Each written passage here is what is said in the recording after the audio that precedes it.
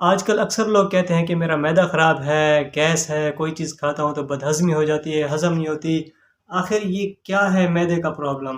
آج کل ہر دوسرا تیسرا آدمی کسی نہ کسی معدے یا آنت کے مسئلے کے اندر مبتلا ہے۔ آخر یہ کیا ہے یہ معدے کا مسئلہ اور اس کا کیا بہترین علاج ہے وداؤٹ میڈیکیشن ود میڈیکیشن؟ تو آج ہم اسی ٹاپک کے اوپر میں تھوڑا سا ڈسکس کریں گے۔ دیکھیں، یہ جو پیٹ کی گیس ہے یہ تقریباً ہر انسان کے اندر پیدا ہوتی ہے اور اس کی جو نارمل مقدار ہے وہ 200 ml سے 500 ml کے بٹوین۔ اگر آپ خالی پیٹ ہیں، کچھ نہیں کھایا، فاسٹنگ میں ہیں، تو یہ آپ کے 200 سے 250 ml کے درمیان ہوتی ہے۔ اگر آپ نے کچھ کھا لیا ہے آفٹر ایٹنگ، یہ آپ کے 400 سے 500 ml تک ہوتی ہے۔ اب یہ جو گیس ہے ہمارے پیٹ کے اندر 5 طرح کی ہوتی ہیں۔ اس کے اندر ایک ہمارے پاس نائٹروجن ہے، پھر اس کے ہمارے پاس ہائیڈروجن ہے، آکسیجن ہے، کاربن ڈائی آکسائڈ ہے، میتھین ہے۔ یہ ڈفرینٹ گیسز ہوتی ہیں۔ یہ پیدا کیوں ہوتی ہیں؟ آخر کیا وجہ ہے؟ یہ ڈفرینٹ ریزنز ہیں اس کی۔ پہلی بات یہ ہے کہ جو ہماری خوراک کھاتے ہیں وہ جب میٹابولائز ہوتی ہے، ڈفرینٹ میٹابولزم ہوتے ہیں، اس دوران یہ پیدا ہوتی ہے۔ اور اس کے علاوہ ہماری بڑی آنت کے اندر بیکٹیریا کچھ موجود ہوتے ہیں اور وہ جب ہماری خوراک کو ہضم کرتے ہیں، میٹابولائز کرتے ہیں، اس دوران وہ بھی کیا کرتے ہیں؟ گیس پیدا کرتے ہیں۔ اور اس کے علاوہ جب ہم بریتھنگ کرتے ہیں، بریتھنگ کے دوران بھی کچھ گیسز پیدا ہوتی ہیں۔ یہ ڈفرینٹ ریزنز ہیں گیس پیدا ہوتی ہے۔ اب یہ گیس کا کیا مسئلہ کیا ہے، بیماری ہے یا نہیں ہے؟ اب دیکھیں، اس کی سب سے پہلی بات یہ ہے کہ یہ جو گیس ہے، اگر ایک دن کے اندر 24 آورس کے اندر اگر ایک انسان سے 10 ٹائمز 10 بار یا 10 سے 20 بار بھی پاس ہوتی ہے تو دیٹ از نارمل۔ اب اوپر سے بھی پاس ہوتی ہے، اس کو ہم کہتے ہیں بیلچنگ، اور نیچے سے بھی پاس ہوتی ہے، اس کو ہم کہتے ہیں فلٹس۔ اگر یہ 10 ٹائمز نیچے سے پاس ہوتی ہے، 10 سے 20، that is normal, know any disease. اگر اس سے زیادہ مور دین 20 ٹائمز اگر یہ پاس ہوتی ہے تو then it will be any disease, any ایبنارملٹی۔ اب یہ کیا ہے؟ دیکھیں، جو گیس ہے یہ پیدا کیوں ہوتی ہے، مطلب ڈیزیز کیوں کریٹ ہوتی ہے؟ اس کی ایک مین ریزن ہے بلاکیج۔ ہماری انٹیسٹائن جی آئی ٹی کے اندر کوئی بلاکیج ہو سکتی ہے، 2 طرح کی ہو سکتی ہے۔ ایک ہے میکینیکل بلاکیج۔ کوئی میکینیکل بلاکیج کی وجہ سے یہ موومنٹ سلو ہو جاتی ہے یا موومنٹ نہیں ہوتی، اس سے زیادہ پاس نہیں ہو پاتی، اور اس میں ہمارے پاس زیادہ دیر قبضی، ٹھیک ہے، یہ ایک ڈیزیز ہے جس کی وجہ سے اکثر گیس کا پرابلم رہتا ہے۔ اب گیس جب ریلیز نہ ہو تو یہ بہت تکلیف دہ ہوتی ہے، پیٹ میں درد ہوتی ہے، جس جگہ پہ پریشر ڈالتی ہے اسی آرگن کو افیکٹ کرتی ہے، ٹھیک ہے۔ اور اب یہ دوسری ریزن اس کی ایک اور بھی ہے کہ کوئی ہماری انٹسٹائن پیرالائز ہو گئی ہے، انٹسٹائن موو نہیں کر رہی، انٹسٹائن حرکت نہیں کر رہی، پیرالائز ہو گئی ہے، اس وجہ سے بھی گیس کا پرابلم ہو سکتا ہے اور پیٹ کے اندر شدید درد ہوتا ہے اس سے۔ اب ہم اس کو کس طرح ٹریٹ کر سکتے ہیں؟ دیکھیں، اب یہ جو جتنے بھی معدے کے مسائل ہیں، پیٹ کے مسائل ہیں، گیس کے مسائل ہیں، اب لوگ ڈفرینٹ میڈیکیشن استعمال کرتے ہیں، ڈاکٹرز دیتے ہیں۔ اکثر لوگ ساری زندگی کھاتے رہتے ہیں، کافی عرصے تک کھاتے رہتے ہیں، لیکن معدے کا مسئلہ حل نہیں ہوتا۔ جب کھاتے ہیں ٹھیک ہو جاتے ہیں، جب چھوڑ دیتے ہیں پھر وہی مسئلہ ہو جاتا ہے۔ اب ہم اس کو ود آؤٹ میڈیکیشن کس طرح اپنے آپ کو، اپنے معدے کو، اپنے جی آئی ٹی سسٹم کو ہیلدی رکھ سکتے ہیں؟ تو اس کے لیے میں آپ کو کچھ ٹپس بتاتا ہوں، آپ اس کو فالو کریں، انشاءاللہ آپ ود آؤٹ اینی میڈیکیشن اپنے آپ کو فٹ رکھ سکتے ہیں۔ تو اس کے اندر سب سے پہلی بات ہے that is life style modification. آپ نے اپنے روزمرہ زندگی کو چینج کرنا ہے، تبدیل کرنا ہے۔ کیسے؟ سب سے پہلے اس کے اندر آپ کی آ جاتی ہے diet, that is most important diet. آج کل ہمارے جتنے زیادہ مسائل بن رہے ہیں that is due to our diet, ہماری غذا کی وجہ سے۔ آج کل ہماری اکثر غذائیں آرٹیفیشل ہو چکی ہیں، ہم نیچر سے بہت دور جا چکے ہیں۔ اب جتنا، یہ میری بات یاد رکھیں، ہم جتنا نیچر سے، فطرت سے دور جائیں گے اتنا ہمارے لیے نقصان ہے۔ اب ایک بات ہے کہ اللہ نے ہمارے جسم کو مٹی سے بنایا ہے، تو ہمارا جو جسم ہے، ہمارا جو معدہ ہے، مٹی سے اگی ہوئی چیزوں کو ہی برداشت کر سکتا ہے۔ جب ہم آرٹیفیشل بنی ہوئی ڈفرینٹ بائی ٹیکنالوجی پروڈکٹس کی ڈیری پروڈکٹس کھاتے ہیں تو وہ ہمارے لیے مسائل پیدا کرتی ہیں۔ سب سے پہلی چیز یہ ہے کہ اپنی ڈائٹ کو بہتر بنائیں۔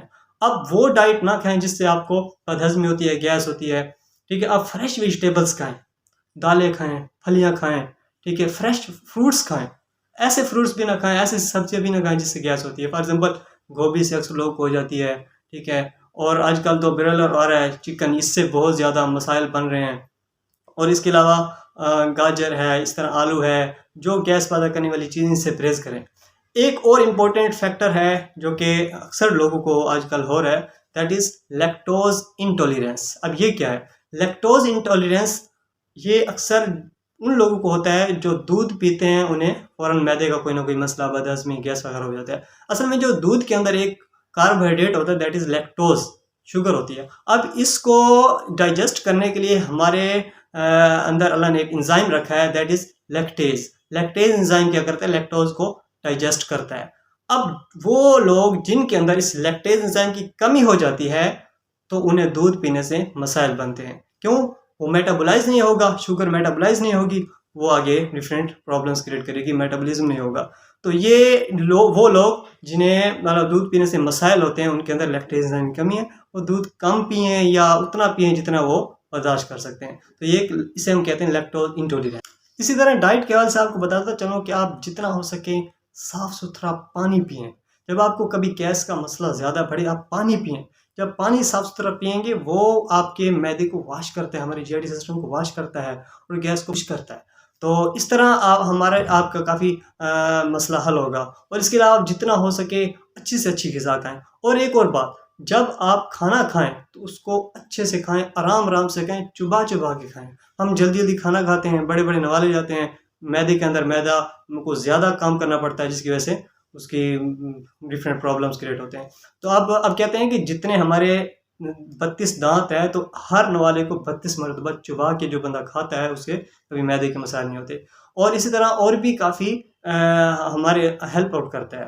اور اب جب کھانا کھائیں تو کچھ نہ کچھ بھوک رکھ دیں، یہ بھی معدے کے لیے بہت فائدہ مند ہے۔ فل پیٹ بھر کے نہ کھائیں، ٹھیک ہے؟ اور جب بہت زیادہ بھوک لگے تب کھائیں، ایسا نہیں کہ ہر بار کھاتے رہیں۔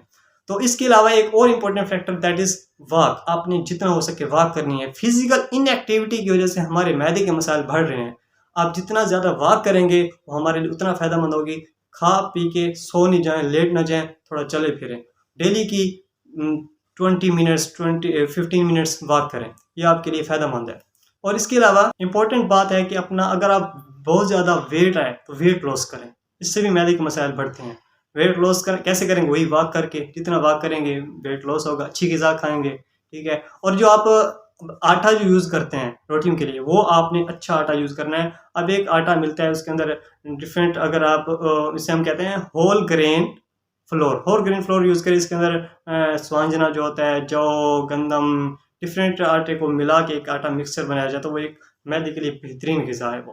اور اس کے علاوہ ایک امپورٹنٹ بات جو ہم آج کل بہت زیادہ یوز کر رہے ہیں، وہ اننیسیسری اینٹی بائیوٹکس یوز کرتے ہیں۔ غیر ضروری ہم اینٹی بائیوٹکس بہت زیادہ، کوئی انفیکشن مسئلہ، تھوڑا بہت مسئلہ ہے، اینٹی بائیوٹکس کھاتے ہیں۔ یہ ہمارے جی آئی ٹی سسٹم کو تباہ کر رہے ہیں۔ خدا را اینٹی بائیوٹکس یہ ایک بہت بڑا ٹاپک ہے، اس کو ہم ایک نیکسٹ ویڈیو میں ڈسکس کریں گے۔ اب اننیسیسری اینٹی بائیوٹکس نہ کھائیں، جب آپ کو ضرورت ہو تب کھائیں اور وہ کورس پورا کریں۔ یہ ہمارے جو نارمل فلورا ہیں ان کو ڈسٹرب کرتی ہیں اینٹی بائیوٹکس۔